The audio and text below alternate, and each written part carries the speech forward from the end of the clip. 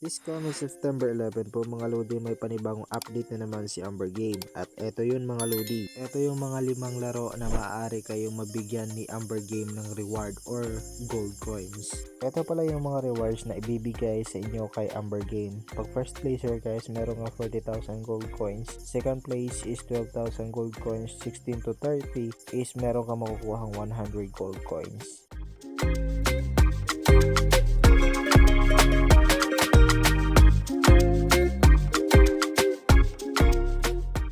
Dito natin pag-uusapan kung saan makikita natin yung mga required na kailangan nating laruin upang makuha yung gold coins galing kay Amber Game. So tandaan nyo po, 5 lang yung nire-required ni Amber Game. Makikita naman natin dyan sa picture. Ito po yung dapat yung laruin upang kayo ay makakuha ng reward or gold coins galing kay Amber Game.